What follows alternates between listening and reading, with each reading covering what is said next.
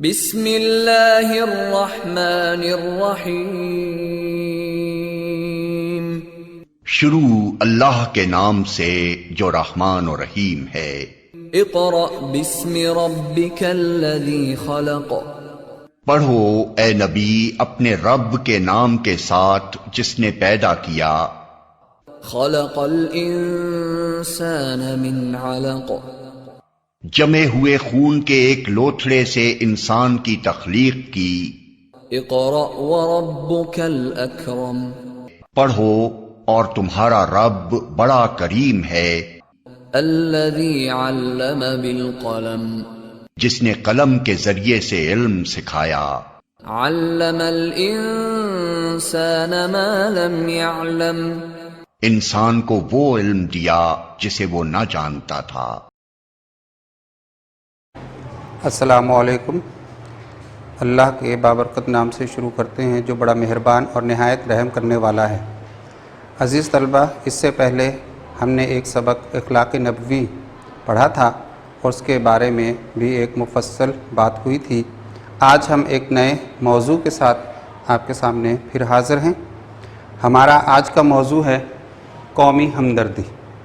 آج ہم اپنی کتاب سے جو سبق پڑھیں گے اس کا عنوان، اس کا موضوع ہے قومی ہمدردی، اور یہ سبق لکھا ہے مولانا الطاف حسین حالی۔ مولانا الطاف حسین حالی۔ تو ہم پہلے اپنے مصنف کے بارے میں تھوڑی سی بات کرتے ہیں جنہوں نے اس سبق کو لکھا۔ مولانا الطاف حسین حالی کسی تعارف کے محتاج نہیں، یہ اردو شاعری کا چمکتا دمکتا ستارہ ہیں۔ آپ 1837 عیسوی کو پانی پت میں پیدا ہوئے۔ پانی پت ضلع کرنال کی ایک تحصیل ہے اور یہ بھارت کی ایک ریاست ہریانہ میں واقع ہے۔ آپ کا اصل نام الطاف حسین اور حالی تخلص ہے، جبکہ آپ کا خطاب شمس العلماء ہے۔ آپ کے والد صاحب کا نام خواجہ عزت بخش انصاری تھا۔ آپ نے سب سے پہلے قرآن پاک حفظ کیا، پھر فارسی اور عربی کی تعلیم حاصل کی۔ پھر آپ دہلی چلے گئے، وہاں آپ کو مرزا غالب جیسے استاد اور نواب مصطفیٰ خان شیفتہ جیسے استادوں سے فیضیاب ہونے کا موقع ملا۔ اس کے بعد آپ دلی چھوڑ کر لاہور آ گئے۔ لاہور میں آپ نے پنجاب بک ڈپو کی ملازمت اختیار کی۔ پنجاب بک ڈپو میں آپ کیا کام کرتے تھے؟ پنجاب بک ڈپو میں جو کتابیں دوسری زبانوں سے ترجمہ ہو کر اردو میں آتی تھیں، آپ ان پر نظر ثانی کرتے تھے، ان کی درستگی کرتے تھے۔ نظر ثانی کا مطلب ہوتا ہے کہ جو لکھا گیا ہے اس کو دوبارہ سے پڑھ لینا۔ ثانی کا مطلب دوبارہ، نظر کا مطلب دیکھنا۔ تو لکھتے ہیں الفاظ معنی: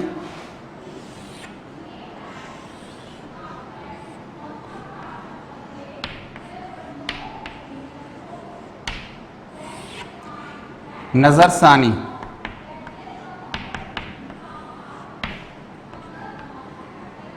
دوسری بار دیکھنا۔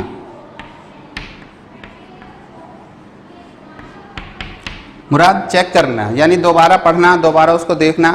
جو بھی دوسری کتابوں سے، انگریزی سے یا کسی اور زبان سے ترجمہ ہو کر اردو میں آتی تھیں تو الطاف حسین حالی صاحب اس کو پڑھتے تھے، چیک کرتے تھے، اور اس میں کوئی غلطی ہو تو اس کی درستگی کرتے تھے۔ یہ آپ کا یہاں پہ کام ہوتا تھا۔ اس کام کا ایک فائدہ حالی صاحب کو بہت ہوا کہ ان کو انگریزی ادب جاننے کا موقع ملا، اور اس طرح وہ انگریزی ادب بھی سیکھ گئے۔ یہی یعنی لاہور میں ہی انہوں نے مولانا الطاف حسین مولانا محمد حسین آزاد کے ساتھ مل کر موضوعاتی مشاعروں کا موضوعاتی مشاعرے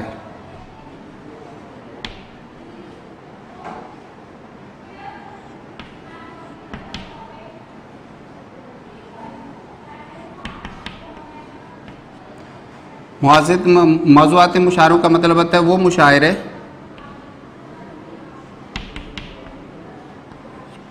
جن کا پہلے سے موضوع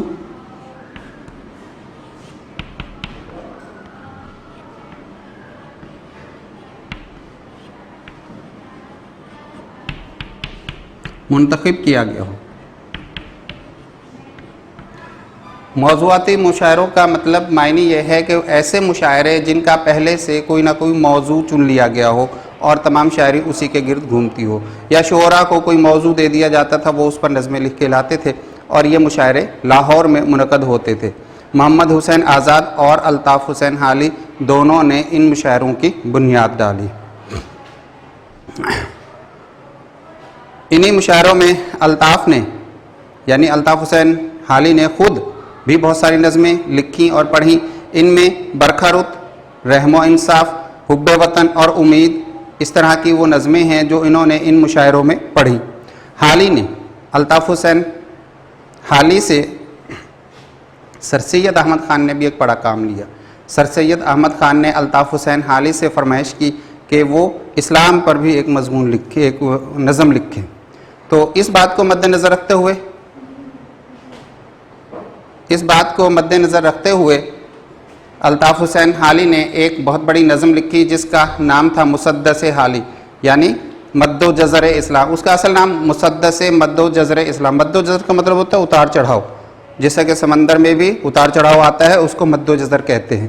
تو اسلام میں بھی بہت سے اتار چڑھاؤ آئے، ان اتار چڑھاؤ کو منظوم صورت میں جو لکھا وہ الطاف حسین حالی نے لکھا، اس کو مسدس مد و جزر اسلام کہتے ہیں، اور اس کے ساتھ ساتھ مشہور وہ ہوئی مسدس حالی کے نام سے۔ حیات سعدی، مقدمہ شعر، شعر و شاعری، یادگار غالب اور حیات جاوید، یہ وہ کتابیں ہیں جو حالی نے نثر کی صورت میں لکھی۔ اصل میں الطاف حسین حالی نے دونوں صورتوں میں کام کیا، پہلی صورت نظم اور دوسری صورت نثر۔ نثر میں بھی انہوں نے بہت کچھ لکھا اور نظم میں بھی انہوں نے بہت کچھ لکھا، اور جو کچھ بھی لکھا اور بہت اچھا لکھا۔ اسی طرح 1914 کا سن آ گیا، 1914 کے سن میں الطاف حسین حالی کا انتقال ہو گیا، اور یہ دمکتا ستارہ اس دن غروب ہوا۔ لیکن ہم آج بھی الطاف حسین حالی صاحب کی نظمیں پڑھتے ہیں، ان کے مضمون پڑھتے ہیں، تو ہمیں ان کی شخصیت کا اندازہ ہو جاتا ہے۔ آئیے ہم اپنے سبق کی طرف آتے ہیں۔ سبق ہمارا ہے قومی ہمدردی۔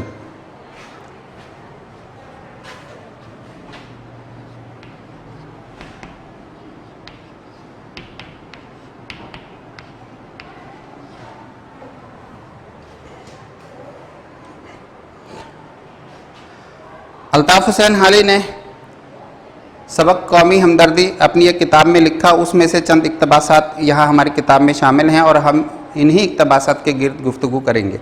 اس سے زیادہ نہ ہمارے پاس اتنا ٹائم ہو پائے گا اور نہ ہی ہم اس پہ بات کر پائیں گے۔ پہلے تو لفظ ہمدردی کو سمجھیے۔ سب سے پہلے ہمدردی کیا ہے؟ ہمدردی کا لفظ دو الفاظ، دو کلموں سے مل کر بنا ہے، یعنی دو کلموں کا مرکب ہے۔ مرکب کا مطلب مل جانا، اکٹھے ہو جانا، ملا دینا، یہ چیز۔ دو کون کون سے لفظ ہیں؟ پہلا لفظ ہے ہم،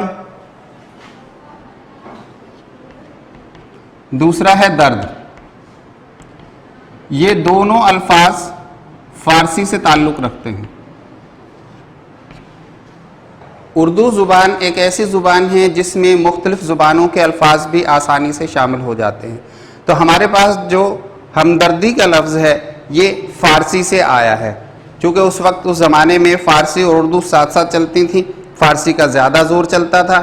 اسی طرح علامہ اقبال صاحب نے بھی فارسی میں بہت ساری نظمیں کہیں، اس سے پہلے بھی بہت سارے شعراء نے فارسی میں اپنا کلام کہا۔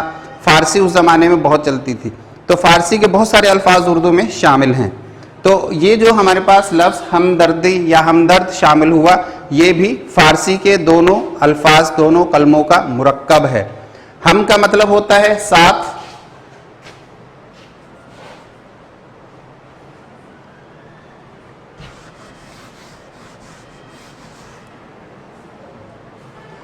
ہم کا مطلب ہوتا ہے ساتھ یا اشتراک، یعنی مشترک ہونا، مل جانا، اکٹھے ہو جانا۔ اور درد کا مطلب دکھ، تکلیف۔ ہم درد، ہم کا مطلب ہے ساتھ یا اشتراک یا شریک ہو جانا، اور درد کا مطلب دکھ، تکلیف۔ یعنی کسی کی دکھ تکلیف میں ایک ساتھ اکٹھے ہو جانا اس کو ہمدردی کہا جاتا ہے. اور عام طور پر یہی لفظ، یہی جگہ، یہی طریقہ استعمال کیا جاتا ہے. جب کسی کو بھی کوئی دکھ یا تکلیف پہنچتی ہے تو لوگ ہمدردی جتانے کے لیے ان کے گھر پر تشریف لے جاتے ہیں. بس ہمدردی کے لفظ معنی یہ ہوئے کہ کسی کے دکھ یا تکلیف میں اس کے ساتھ کھڑے ہونا، اس کے ساتھ شریک ہونا، اپنے آپ کو اس کے ساتھ ظاہر کرنا، یہ ہمدردی کہلاتا ہے. اب یہ کام چاہے آپ نے ارادتاً کیا ہو یا بے ارادہ کیا ہو، یعنی آپ گھر سے سوچ کر چلے ہو کہ مجھے یہ کام کرنا ہے، یا ویسے ہی جاتے جاتے خیال آ گیا چلو جی ہم بے ارادہ ہی جا کے کسی سے مل لیں، دکھ دردی بانٹ لیں، تو دونوں صورتوں میں لفظ ہمدردی ہی رہے گا. مگر آج کل اس کے استعمال میں ہمدردی سے وہ شرکت مراد لی جاتی ہے جو ارادہ سے کی جائے. آج کل جو ہے اس میں یہ ایک بات شامل ہو گئی کہ صرف جو ارادے سے ہمدردی جتانے جائے اس کو ہمدردی سمجھتے ہیں، اور جو بے ارادہ آ کے ہمدردی کرنا شروع کرے اس کو ہمدردی نہیں سمجھتے ہیں. مثلا ایک شخص بیمار ہے، ایک شخص بیمار ہے، وہ تکلیف میں ہے، پریشانی میں ہے، اور دوسرا رحم یا محبت سے اس کے دوا دارو کرتا ہے. اس کے لیے دوا دارو کرنا کا مطلب اس کے علاج و معالجہ کرتا ہے. دوا دارو، دوا کا لفظ تو سمجھ میں آتا ہوگا تو دوا ہی کہا جاتا ہے، دارو بھی اس کے ساتھ مل جاتا ہے.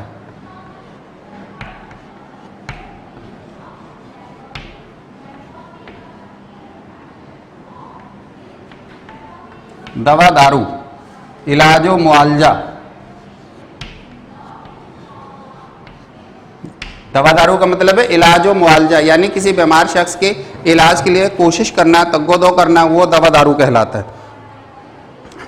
پہلے کو ہم دوسرے کا ہمدرد کہیں، یعنی ایک شخص بیمار ہے، دوسرا آدمی اس کی دوا دارو یا علاج معالجہ کے لیے کوشش کر رہا ہے، تو دوسرا آدمی جو ہے وہ پہلے سے ہمدردی جتا رہا ہے.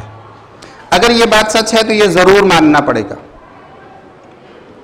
کہ تمام انسان ایک دوسرے کی ہمدردی کے ذمہ دار ہیں. یہاں اب تک جو بات تھی وہ تو صرف دو اشخاص کے درمیان تھی. ایک شخص بیمار ہے، دوسرا اس کی دوا دارو کر رہا ہے، اس دوا دارو میں دوسرا شخص اس سے ہمدردی جتا رہا ہے. لیکن جب بات آ جائے بہت قوموں کی، بہت سارے لوگوں کی، سب لوگ اکٹھے ہو جائیں، تمام انسان ایک دوسرے کی ہمدردی کے ذمہ دار ہیں. ذمہ دار کا مطلب ہے ہر انسان کی ذمہ داری ہے کہ وہ اپنے کسی عزیز، قریبی، پڑوسی، جاننے والے یا نہ جاننے والے سب کے ساتھ ہمدردی سے پیش آئے. اور ہر شخص مصیبت کی حالت میں اپنے ہم جنسوں سے، اپنے ہم جنسوں کا مطلب اپنے جیسی جنس، ہم کا مطلب ساتھ، جنس کا مطلب اس کی تقسیم، جنس، اپنے ہم جنسوں سے مدد لینے کا استحقاق رکھتا ہے. استحقاق کا مطلب حق رکھنا.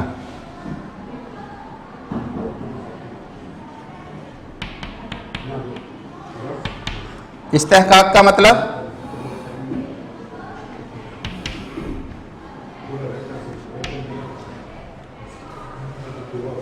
حق رکھنا، دوسروں سے اخلاقی حق رکھنا، ذمہ داری کا حق رکھنا. اگر کسی کی ذمہ داری ہے کہ وہ دکھ درد میں اس کے ساتھ کھڑا ہو تو وہ ذمہ داری کا حق ہو گیا. اگر کسی کی ذمہ داری نہیں ہے، اس نے اخلاقاً اس کی مدد کی تو یہ اخلاقی ہو گیا. لیکن استحقاق رکھتا ہے ہر انسان، یہ نہیں کہ مختصر رشتہ دار اور بھائی وغیرہ ہی، ہر انسان کا حق ہے.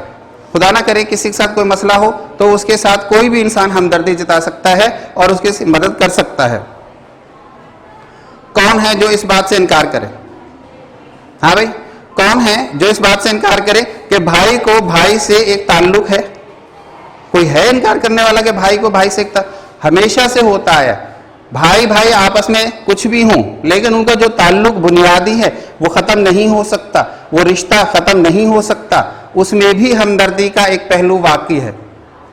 اگر بھائی کو کسی تکلیف ہو، وہ لاکھ نہ بولتا ہو، بات نہ کرتا ہو، اچھا نہ سمجھتا ہو، لیکن جب اس کے بھائی کی تکلیف اس کے سامنے آئے گی تو اس کے دل میں ایک امنگ اٹھے گی اور وہ ضرور اپنے بھائی کی خبر گیری کے لیے جائے گا.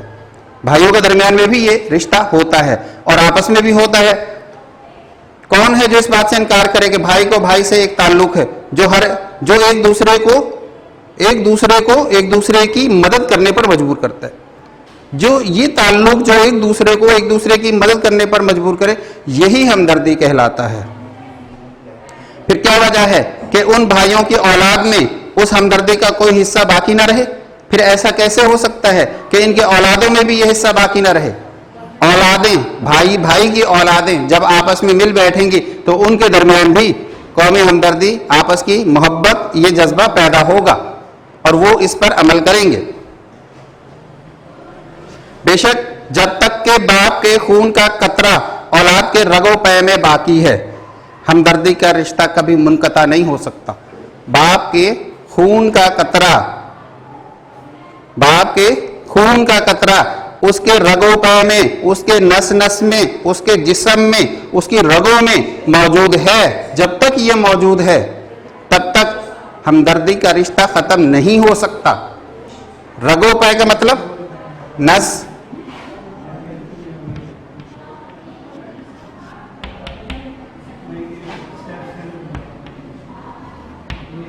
नस नस में, मुनक़ता, मुनक़ता का मतलब टूटना या तोड़ देना या ख़त्म कर देना।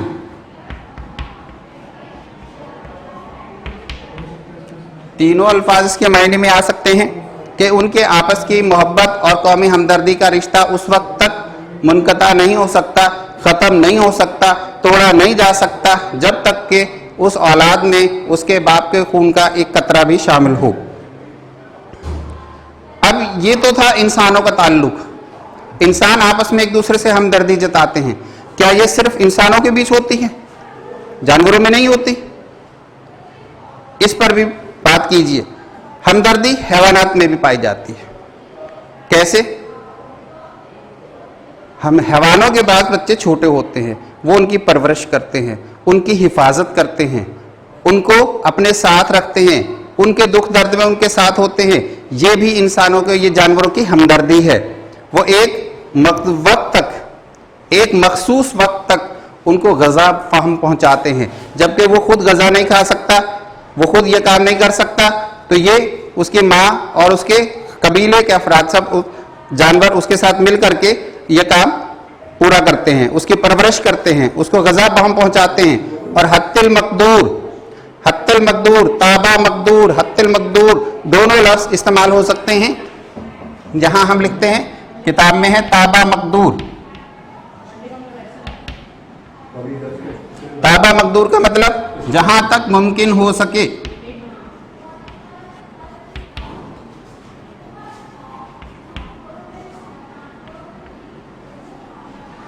ताबा मक़दूर का मतलब है जहां तक मुमकिन हो सके वो दूसरे जानवरों से, दुश्मन जानवरों से उसकी हिफाजत भी करते हैं। परिंदों में भी ये चीज़ है, जानवरों में भी ये चीज़ है। सब जानवरों की आम खसलत है ये। आम खसलत का मतलब आदत है। खसलत कहते हैं आदत को।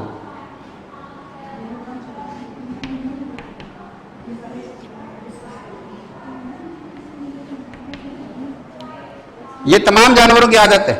वो कोई भी जानवर हो, अपने बच्चों की हिफाजत भी करता है, उसकी परवरिश भी करता है, उसको संभालता भी है, और जहां तक मुमकिन हो सके दुश्मनों से बचाता भी है। ये तमाम जानवर करते हैं। इसके सिवा आम हमदर्दी भी देखी जा सकती है। आम हमदर्दी किस तरह देखी जाए? ये तो चलो बच्चे हैं इसलिए उनकी हमदर्दी कर रहे हैं, लेकिन आम हमदर्दी में कहाँ ये मिसाल आती है? आपको मालूम होगा कुछ बतखें गौल की सूरत में एक जगह से दूसरी जगह जाती हैं, अपनी खुराक की तलाश में जाती हैं। जहां वो तालाब देखती हैं, जहां वो पानी देखती हैं, वो वहां उतर जाती हैं। तो सब बतखें खाने में शुमार हो जाती हैं, शिकार में शुमार हो जाती हैं, ग़िज़ा ढूंढने में इस्तेमाल हो जाती हैं। लेकिन एक बतख की ड्यूटी होगी कि वो सबकी रखवाली करेगी, और ये सब बारी बारी होगा। एक बतख कुछ अरसे तक, फिर उसके बाद दूसरी बतख ड्यूटी करेगी, वो खुराक तलाश करेगी, फिर वो खुराक तलाश करेगी, तीसरी बतख ड्यूटी करेगी, बारी बारी। नौबत बा नौबत उर्दू में या किताब में लफ्ज़ इस्तेमाल हुआ नौबत बा नौबत।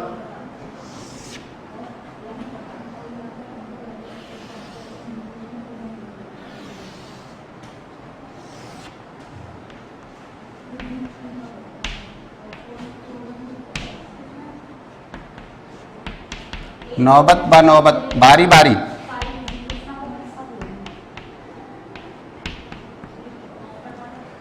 बारी बारी ये बतखें رکھوالی کریں گی اور باقی بطخیں خوراک تلاش کرنے میں مصروف ہوں گی، اور یہ کام سب کو کرنا پڑے گا، سب کے اوپر یہ ذمہ داری عائد ہوتی ہے۔ اس کے علاوہ آپ نے ایک اور، یہ تو گھروں کی مثال ہے، گھروں میں بھی نظر آتا ہے، کہیں خوراک کا ذرا سا ذرہ پڑا ہو، چونٹی نے یا کسی چونٹے نے اس کو دیکھ لیا، تو وہ اس طریقے سے سب کو بلاتا ہے کہ تھوڑی دیر بعد وہاں چونٹیوں کا جمع غفیر لگ جاتا ہے۔ یہ کیا ہے؟ وہ خود بھی تو کھا سکتا ہے نا، یہ سب خود بھی تو اٹھا کے لے جا سکتا ہے، لیکن نہیں، اس نے خوراک کو پایا اور اس کے ساتھ ہی اپنے ہم جنسوں کو اطلاع کی اور فوراً سب کو بلایا، آؤ یہاں خوراک کا ذخیرہ ہے، اور پھر سب وہاں بیٹھ کے خوراک کھاتے ہیں۔ یہ کیا ہے؟ یہ بھی تو ہمدردی ہے، خود غرضی نہیں ہے، ہمدردی ہے۔ یہ اس میں یہ بھی مثال لکھی ہے کہ چونٹا جب کہیں اناج کا ذخیرہ پاتا ہے، چونٹا ہو یا چونٹی جہاں کہیں بھی اناج کا ذخیرہ پاتے ہیں، کبھی تن پروری نہیں کرتا۔ تن پروری کا مطلب خود غرضی نہیں کرتا کہ وہ خود مجھے مل گیا سارا میرا ہو گیا، ایسا نہیں ہے۔ اس کو خوراک کا ذخیرہ ملتا ہے، وہ سب سے پہلے اپنے ہم جنسوں کو اطلاع کرتا ہے، اور وہ تھوڑی دیر میں بہت سارے چونٹے چونٹیاں وہاں جمع ہو جاتے ہیں، کچھ وہاں سے لے کے جا رہے ہوتے ہیں، کچھ وہیں بیٹھ کے کھا رہے ہوتے ہیں، جو جس کا حساب ہوتا ہے وہ اپنے حساب میں اس کو پورا کر لیتا ہے۔ یہ چند مثالیں کتاب میں موجود تھیں۔ یہاں پہ تن پروری کا لفظ آیا ہے، لکھتے ہیں تن پروری خود غرضی، تن پروری کا مطلب ہے خود غرضی۔ یہ انسان جانوروں کی مثالیں تھیں، اس سے دو باتیں ثابت ہوتی ہیں۔ ان مثالوں سے جو پتھری انسانوں والے بھی جانوروں والے بھی، ان میں دو باتیں ہمیں ملتی ہیں۔ ان سے دو باتیں ثابت ہوتی ہیں، ایک یہ کہ ہمدردی انسان کی طبیعت میں بھی ضرور رکھی گئی ہے، انسان کی طبیعت میں بھی رکھی گئی ہے، کیونکہ جو خوبیاں قدرت نے اور حیوانات کو عطا کی ہیں، انسان ان کا زیادہ مستحق ہے۔ یہ عام حیوانات ہیں، ان کو اللہ تعالیٰ نے یہ قدرت دی ہے، یہ خاصیت دی ہے کہ وہ بھی آپس میں ہمدردی رکھتے ہیں، تو انسان اس کا زیادہ مستحق ہے کہ اس کو بھی یہ خاصیت ملے۔ تو یہ خاصیت جو یہاں سے ملتی ہے یہ اللہ کی طرف سے ہے۔ پہلی بات تو یہ کہ اگر یہ صرف انسانوں کی بات ہوتی تو جانوروں میں نہیں ہوتی، یہ صرف عقل کی ایجاد ہوتی تو جانوروں میں نہیں ہوتی، صرف انسانوں میں ہوتی۔ انسانوں میں بھی ہے، جانوروں میں بھی ہے، حتیٰ کہ اگر آپ کسی درندے کو بھی اپنے گھر میں پالتے ہیں اور اس کو پیار دیتے ہیں تو وہ بھی آپ سے ہمدردی جتانے لگتا ہے، حالانکہ اس کی فطرت میں نہیں ہے، اس کی خاصیت میں نہیں ہے، لیکن اس کو پیار ملا، اس نے بھی بدلے میں پیار دیا، نقصان نہیں دیا۔ یہ اس کی ہمدردی ہے۔ دوسرے یہ کہ ہمدردی ایک قدرتی خاصیت ہے۔ دوسری بات یہ کہ بھئی ہمدردی ایک قدرتی خاصیت ہے۔ قدرتی خاصیت کا مطلب ہے اللہ تعالیٰ کی طرف سے دی گئی ہوتی ہے، قدرتی ہوتا ہے، جو بغیر تعلیم اور اکتساب کے انسان کی طبیعت میں خود بخود جوش مارتی۔ ہمدردی کی تعلیم نہیں بھی دیں گے جب بھی ہمدردی انسان میں موجود ہوگی۔ انسان تو چلو ایک دوسرے کو تعلیم دیتا ہے، حیوان وہ تو صرف اللہ کی اس پہ دی ہوئی پہ چل رہے ہیں، اللہ ہی نے ان کے اندر یہ خاصیت رکھی ہے، اور یہی خاصیت انسان میں بھی ہے۔ لیکن انسان کو تو یہ کہہ سکتے ہیں تعلیم کے ذریعے سے حاصل کیا، جانور نے کس طرح حاصل کیا؟ وہ بھی کسی اسکول میں گیا تھا، اس کو بھی کسی استاد نے پڑھایا۔ تو ثابت یہ ہوا کہ یہ اللہ کی طرف سے قدرتی خاصیت ہے جو ہر انسان میں اور جانور میں پائی جاتی ہے۔ اس کے لیے کسی مکتب کی ضرورت نہیں، اس کے لیے کسی تعلیم کی ضرورت نہیں، یہ اللہ کی طرف سے دی ہوئی ہوتی ہے اور خود بخود انسان کے جسم میں جوش مارتی ہے۔ کیونکہ اگر ایسا نہ ہوتا تو حیوانات میں جو عقلی تعلیم سے بالکل محروم ہیں اس کا وجود نہ ہوتا۔ اگر یہ قدرتی خاصیت نہ ہوتی تو انسان جانوروں میں تو یہ ہو ہی نہیں سکتی تھی، کیونکہ ان کے پاس تو کوئی عقل ہے ہی نہیں۔ عقل کی طرح تعلیم اگر یہ گنی جاتی تو جانور اس سے بے بہرا ہوتے، لیکن اللہ تعالیٰ نے دونوں میں اس خاصیت کو رکھا ہے۔ اس سے یہ بات ثابت ہوتی ہے کہ یہ اللہ کی طرف سے ہے، یہ خاصیت اللہ نے جانوروں میں بھی رکھی، انسان میں بھی رکھی۔ کتاب، تعلیم، اسکول، کالج، اس سے اس کا کوئی تعلق نہیں۔ ہمدردی انسان میں اس لیے پیدا کی گئی، کس لیے پیدا کی گئی، وجہ کیوں؟ کیا ضرورت تھی ہمدردی پیدا کرنے کی؟ بغیر ہمدردی کے انسان دنیا میں نہیں چل سکتا تھا. وجہ ہمدردی انسان میں اس لیے پیدا کی گئی کہ کارخانہ دنیا کا نظام درہم برہم نہ ہو جائے. کارخانہ دنیا، یہ دنیا جو چل رہی ہے اس کا جو طریقہ کار ہے، کارخانہ کا مطلب ہوتا ہے طریقہ، کارخانے میں ایک طریقہ وضع کیا جاتا ہے، اس کے مطابق کام ہوتا ہے. تو اس کائنات میں بھی طریقہ وضع ہے، وہ اس طریقے پہ سے چل رہی ہے کہ اگر یہ ہمدردی انسانوں میں جانوروں میں نہ ہوتی تو انتظام جو تھا اس کا درہم برہم ہو جاتا. درہم برہم کا مطلب تباہ ہو جاتا.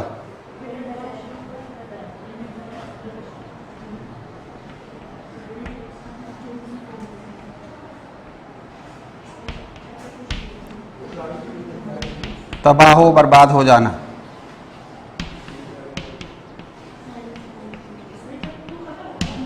درہم برہم ہو جانا، تباہ و برباد ہو جانا. کہ اگر ہمدردی کا جذبہ انسانوں میں پیدا نہ کیا گیا ہوتا تو اس کارخانہ یعنی اس دنیا کے کارخانے کا سارا انتظام درہم برہم ہو جاتا. کیونکہ انسان اپنی ضروریات میں ایک دوسرے کا محتاج ہے. کوئی انسان دنیا کا یہ نہیں کہہ سکتا میں اپنی ضرورت کی ساری چیزیں خود پیدا کر لوں گا. کوئی بھی نہیں کہہ سکتا. ہر انسان ایک دوسرے کا محتاج ہے اپنی ضروریات میں. وہ چاہے امیر ہو، وہ چاہے غریب ہو. غریب کو امیر کی ضرورت ہے، امیر کو غریب کی ضرورت ہے. اور ان کے درمیان اگر ہمدردی نہ ہوتی تو یہ کام ہو ہی نہیں سکتا تھا. اس لیے ہمدردی کا ہونا ضروری یہ قدرت کی طرف سے ہے. اور اگر یہ نہیں ہوتا تو یہ کارخانہ قدرت ہی ختم ہو جاتا. ایک کی گاڑی دوسرے کے بغیر نہیں چل سکتی. بس اگر انسانوں میں ہمدردی نہ ہو تو یہ کارخانہ قدرت درہم برہم ہو جائے. بڑی اچھی مثال ہے کہ ہر انسان ایک دوسرے کا محتاج ہے. ہر انسان کو ایک دوسرے کی ضرورت پڑتی ہے کسی نہ کسی صورت میں، کسی نہ کسی کام میں. اگر ہمدردی کا جذبہ نہ ہوتا تو یہ ایک دوسرے کی مدد بھی نہ کرتے، اور ایک دوسرے کی مدد نہ کرتے تو یہ کارخانہ جو چل رہا ہے، جو رب نے اس دنیا کو بنایا ہے، کائنات کو بنایا ہے، یہ سب ختم ہو جاتی، درہم برہم ہو جاتی، تباہ و برباد ہو جاتی. ہمارے ہم وطن بھی ہمدردی کی اصل سے بے خبر نہیں. ہمارے ہم وطن یعنی ہمارے جو ہم وطن، ہمارے ساتھ رہنے والے، ہمارے وطن کے ساتھی، ہمارے ملک کے ساتھی، ہمارے ساتھ رہنے والے انسان، یہ سب بھی ہمدردی کی اصل سے بے خبر نہیں ہے. جانتے ہیں ہمدردی کو. کیسے؟ اس زمانے میں کنویں بنائے جاتے تھے. آج کل موٹریں ہیں گھروں میں تو کنویں کھودنے کی نوبت نہیں آتی. لیکن چونکہ سبق پرانا ہے اس وقت کنویں کھودے جاتے تھے. گھروں میں بھی کنویں ہوتے تھے بعض گھروں میں، اور علاقے میں ایک دو کنویں کھودے جاتے تھے، لوگ وہاں سے پانی بھر کے لاتے تھے. تو یہ کنویں کھدوانا بھی ثواب کا کام ہوتا تھا، یہ بھی ہمدردی میں شمار ہوتا تھا. تو ایک انسان، ایک گروہ مل کر کنواں کھود جاتا، اس سے پوری دنیا، پورے علاقے کے لوگ اس سے فائدہ اٹھاتے. تو یہ بھی ہمدردی کے شمار میں آتا ہے. ہمارے علاقے یعنی ہمارے ہم وطن بھی اس سے بے خبر نہیں تھے. انہوں نے بھی ہمدردی کے لیے بہت سارا کام کیا. سب سے پہلا کام کنویں بنوائے گئے. پیاؤ بٹھانی کس کو کہتے ہیں؟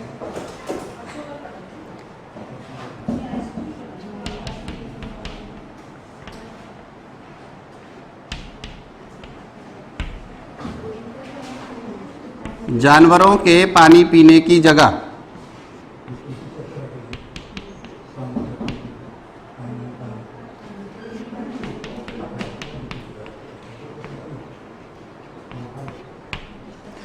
پیاؤ بٹھانے کا مطلب ہے جانوروں کے پانی پینے کی جگہ.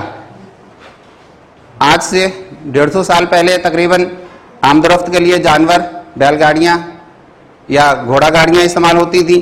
تو گھروں میں بھی جانور ہوتے تھے، تو ان کے آنے جانے میں، گزرگاہوں میں، مختلف جگہوں پہ ایسی سبیلیں بنا دی جاتی تھیں جہاں جانور آتے جاتے پانی پیتے تھے. گھوڑے ہو، اونٹ ہو، یا اور کوئی جانور جو بھی سواری کے لیے استعمال ہوتا تھا، جو بھی باربرداری کے لیے استعمال ہوتا تھا، وہ وہاں پہ پانی پیتا تھا. تو جانوروں کے لیے بھی یہ جگہیں بنائی جاتی تھی. ان کو پرانی اردو میں پیاؤ بٹھانی کہا جاتا ہے. سبیل لگانی تھی، پیاؤ بٹھانی بنانی. سبیل لگانا، محتاجوں کی خبر گیری کرنا. اہل محلے میں، اڑوس پڑوس میں، رشتہ داروں میں اگر کوئی محتاج ہے، پریشان حال ہے، اس کی ہمدردی کے لیے آج بھی لوگ جاتے ہیں. بیواؤں کی مدد کرنا. شادی بیاہ میں شریک ہو کر ایک دوسرے کے کام میں ہاتھ بٹانا. یہ بھی ہمدردی ہی کی مثالیں ہیں. بیمار کی عیادت، میت کی تعزیت. کہیں انتقال ہو جائے، محلے میں ہو، جانکاری میں ہو، عزیز و اقربا میں ہو، رشتہ داری میں ہو، کہیں بھی ہو، جب انسان وہاں جاتا ہے تو اس میں بھی ہمدردی نظر آتی ہے. تو کوئی ہمدردی کے بغیر کوئی لمحہ کوئی وقت نہیں بیت رہا، ہر انسان میں ہمدردی موجود ہے. اسی طرح اور بہت سی باتیں ہمارے ملک میں بھی پائی جاتی ہیں. یہ ہمارے ملک کی چند باتیں گنی گئیں جس میں پیاؤ بٹھانی ہے، جس میں کنویں بنوانا ہے، جس میں شادی والے گھروں میں جا کے کام کے لیے ہاتھ بٹانا ہے. اس کے علاوہ بیمار کی عیادت کرنا، ان کو علاج کے لیے لے کے جانا، اور کسی کی میت پہ تعزیت کرنے جانا، یہ ہمارے ملک میں آج بھی رائج ہے، آج بھی یہ کام ہوتا ہے. یہی قومی ہمدردی ہے. بعض اوقات یہ قدرتی خصلت کا مطلب بھی عادت ہوتا ہے، لکھ دیا ہے اس سے پہلے. بعض اوقات یہ قدرتی خصلت جس کا نام ہمدردی ہے، مشق اور تعلیم سے تمام قوم میں پھیل جاتی ہے اور اس کا اثر کسی قدر تیز ہو جاتا ہے. تعلیم سے ہم اس کو بڑھا سکتے ہیں، ہم اس کو اگا نہیں سکتے. تعلیم سے ہم ہمدردی کو بڑھا سکتے ہیں، آگے لے جا سکتے ہیں، ترقی دلا سکتے ہیں، لیکن تعلیم سے اس کو پیدا نہیں کیا جا سکتا. اگر صرف تعلیم میں پیدا کیے جانے کی بات ہوتی تو یہ ہمدردی صرف انسانوں میں ہوتی، جانوروں میں نہ ہوتی. جانوروں کو کون سی تعلیم دی جاتی ہے، وہ کون سے اسکول جاتے ہیں، کون سے کالج جاتے ہیں، ہمدردی ان میں بھی پائی جاتی ہے. اسی طرح شہر میں کام کرنے والے ادارے، مثلا میونسپل کمیٹیاں، جن کا کام اہل محلے کی صفائی، ادھر کی دیکھنا، دیکھ بھال کرنا، سڑک کا ٹوٹنا پھوٹنا یہ سب دیکھنا، یہ میونسپل کمیٹیاں ہیں جو سرکار نے جا بجا شہروں اور قصبوں میں قائم کر رکھی ہیں. جا بجا کا مطلب جگہ جگہ قائم کر رکھی ہیں. ہر قصبے میں، ہر شہر میں میونسپل کمیٹیاں موجود ہوتی ہیں. اگر یہ سب اپنا کام، اپنا فرض پورا ادا کریں، ایمانداری سے ادا کریں، تو یہ بھی ہمدردی کی مثال ہے. اس کو بھی آپ ہمدردی میں شامل کر سکتے ہیں. اور جس غرض کے لیے مقرر ہوئی ہیں صرف اسی بات کو مد نظر رکھیں، اسی کام کو پورا کریں، تو یہ چیزیں بھی ہمدردی میں اچھے نمونے بن سکتے ہیں. زمانہ بھی طرح طرح سے ہم کو ہمدردی کی طرف مائل کر رہا ہے. زمانے کے اندر بعض اوقات خود ہی ایسے جذبات آ جاتے ہیں کہ وہ خود انسان کو مجبور کرتا ہے کہ چلے جی اب آپ ہمدردی کا وقت آ گیا، ہمدردی کریں. مذہب بھی ہم کو بہت زور سے ہمدردی کی طرف کھینچتا ہے. ہمارا مذہب اسلام تو بنیاد ہی تقریباً ہمدردی پہ ہے، اس کی تو شروعات ہی ہمدردی سے ہے. حضور صلی اللہ علیہ وسلم بچپن سے جوانی تک غریبوں کی مدد کرتے آئے، یہ سب ہمدردی کی وجہ سے ہوا. بیواؤں کی مدد کرتے آئے، یہ سب ہمدردی کی وجہ سے ہوا. انہی ہمدردیوں کی وجہ سے وہ صادق اور امین کہلائے، یہ بھی سب ہمدردیوں کی وجہ سے تھا. اگر یہ سب کچھ وہاں سے شروع ہوا ہے تو اس کا مطلب یہ ہے کہ ہمارا دین، ہمارا مذہب، ہمارا اسلام بھی ہمیں اس بات کی پرزور تلقین کرتا ہے کہ آپس میں ایک دوسرے سے ہمدردی جتاؤ اور کرو. اگر کسی کو آپ کی ضرورت ہے کسی بھی لحاظ سے تو آپ اس کی مدد کریں. ہندو مسلمان اگر اپنی مذہبی کتابیں دیکھیں گے، ہندو ہوں، مسلمان ہوں، عیسائی ہوں، سکھ ہوں، یہودی ہوں، کوئی بھی ہو، اگر وہ صرف اپنی مذہبی کتابوں کو پڑھ لیں تو ان کی مذہبی کتابوں میں ہر مذہب میں ہمدردی کا تذکرہ موجود ہے. ہر مذہب ہمدردی کرنے کی، ہمدردی جتانے کی تلقین کرتا ہے. اور یہ تمام مذاہب ہمدردی کی دولت سے مالا مال ہیں. قوم ایک درخت کی مثال رکھتی ہے. قوم ایک درخت کی مثال رکھتی ہے جس کی ٹہنیاں اس کے مختلف خاندان ہیں اور اس کے پتے ہر ایک خاندان کے مرد و عورت.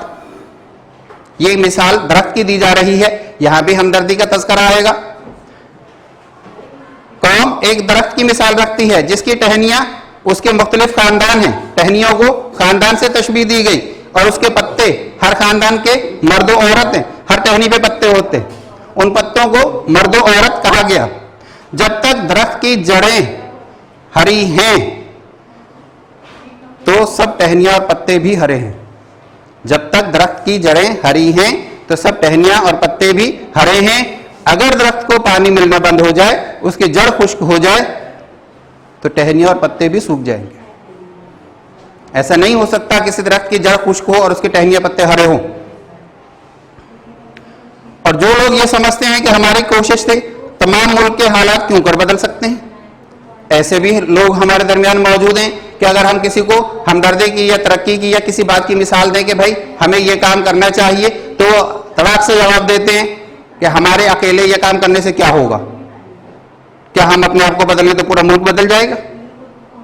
یہ باتیں بھی آتی ہیں. یہاں دو نظریات سامنے آتے ہیں. ایک نظریہ وہ ہے کہ ہاتھ پہ ہاتھ دھرے بیٹھ جاؤ, ہم کچھ نہیں کر سکتے. ایک نظریہ وہ ہے کہ ہم سب کچھ کر سکتے ہیں.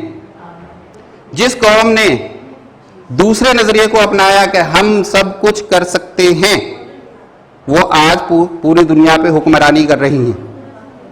انہوں نے وہ سب کچھ کر کے دکھایا, کیوں؟ اپنے اوپر لاگو کر لیا کہ ہم یہ کریں گے, ہم یہ کر سکتے ہیں, کیوں نہیں کریں گے. اور جس قوم نے اس فلسفے کو اپنایا کہ ہم کچھ نہیں کر سکتے, تو وہ آج بھی دنیا میں غلامی کی زندگی بسر کر رہے ہیں. یعنی دوسرے فلسفے نے دنیا کی کایا پلٹ دی. تمام سہولیات زندگی دوسرے فلسفے کی پیداوار ہیں. جنہوں نے یہ کہا کہ ہم سب کچھ کر سکتے ہیں, انہوں نے سب کچھ کیا, اور اس سے آج پوری دنیا فائدے اٹھا رہی ہے. وہ چاہے کوئی بھی چیز اٹھا کے دیکھ لے, پوری دنیا اس سے فائدہ اٹھا رہی ہے. کیوں؟ انہوں نے اپنے ذہنوں میں ڈالا کہ ہم یہ کر سکتے ہیں, ہم یہ کر کے دکھائیں گے. اور ایک نظریہ وہ تھا جو یہ کہتے ہیں کہ ہم کچھ بھی نہیں کر سکتے, اور جب انہوں نے یہ سوچا کہ ہم کچھ بھی نہیں کر سکتے, وہ واقعتاً کچھ بھی نہیں کر سکتے, اور آج بھی وہ غلامی کی زندگی بسر کر رہے ہیں. اس سے یہ بات ثابت ہوتی ہے کہ دنیا میں ترقی کے لیے یہ لازم ہے کہ پہلے اپنے آپ کو تیار کرو, اپنے اوپر اس چیز کو لاگو کرو کہ ہم یہ کام کر سکتے ہیں. اسٹوڈنٹس بھی, طلبہ بھی, اساتذہ بھی, سب لوگ جب یہ کام کہیں گے کہ ہم یہ کام کر سکتے ہیں, تو وہ کام ان کے لیے آسان ہو جائے گا, اور وہ آسانی سے اس کو کر لیں گے. ٹھیک, سبق ہمارے پاس یہاں پہ ختم ہو گیا, لیکن اس کے سوال و جواب ہیں مشق میں. آپ دیکھیں, پہلا سوال ہے ہمدردی کا لفظ کن کلموں سے مرکب ہے. مرکب کا مطلب کن کلموں سے مل کر بنا ہے. ابھی ہم نے آپ کو بتایا ہم اور درد, ان دو الفاظ سے مل کر ہمدردی بنا. ہم کے معنی ہے ساتھ ہونا, اشتراک ہونا, اکٹھے ہونا, مل جل جانا. درد کے مطلب ہے دکھ اور تکلیف. دکھ اور تکلیف میں کسی لوگوں کا اکٹھا ہو جانا ہمدردی کہلاتا ہے. ہمدردی سے کیا مراد ہے؟ ہمدردی سے مراد یہ ہے کسی کو دکھ تکلیف میں دیکھ کر اس کی مدد کے لیے جانا. اگر کوئی بیمار ہے اس کے دوا دارو کا بندوبست کرنا. اگر کسی کا انتقال ہو گیا تو ان کی دلجوئی کرنا. اگر کسی کے ہاں شادی کا کوئی ایونٹ چل رہا ہے تو اس میں ان کی مدد کرنا. یہ سب ہمدردی کی مثالیں ہیں. انسان میں اگر ہمدردی کا جذبہ نہ ہو تو کیا ہو؟ انسانوں میں اگر ہمدردی کا جذبہ نہ ہو تو یہ دنیا, پورا جو کارخانہ رب نے بنایا سبھی گرم برم ہو جائے گا. یہ کارخانہ نہیں چل سکتا, ختم. کن خیالات نے دنیا کی تنزلی اور ترقی پر اثر انداز کیا؟ ایک خیال کہ ہم سب کچھ کر سکتے ہیں, اس نے دنیا کو ترقی دی, اور ایک خیال ہم کچھ نہیں کر سکتے, اس نے دنیا کو تنزلی دی. یہ دو خیال دنیا کی ترقی اور تنزلی میں آتے ہیں. حیوانات میں ہمدردی کس طرح پائی جاتی ہے؟ کوئی دو مثالیں کتابیں میں موجود ہیں. ہم نے آپ کو بتایا حیوانات اپنے بچوں کی پرورش کرتے ہیں, یہ بھی ہمدردی کا جذبہ ہے. حیوانات اپنے بچوں کی حفاظت کرتے ہیں, یہ بھی ہمدردی کا جذبہ ہے. چونٹے ایک خوراک کا ذخیرہ دیکھتے ہیں تو 20 چونٹوں کو بلا لیتے ہیں, وہاں ایک جمع غفیر لگ جاتا ہے, یہ بھی ہمدردی کی مثال ہے. اس کے بعد آپ اپنا گھر کا کام لکھیں.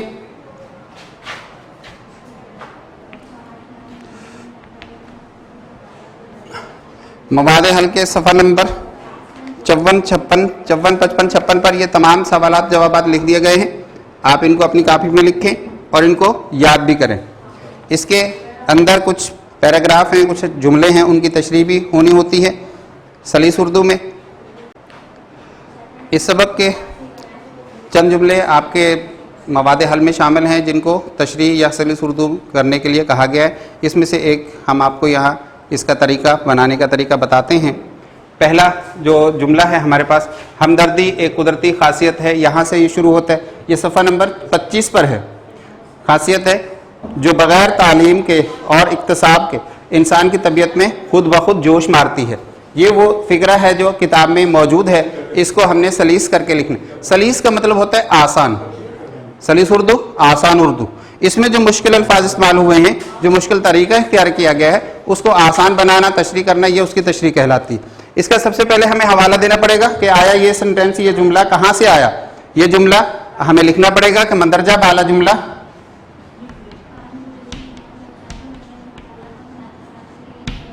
مندرجہ بالا جملہ ہماری نصابی اردو کی کتاب کے سبق قومی ہمدردی سے لیا گیا ہے, جس کے مصنف ہیں الطاف حسین حالی.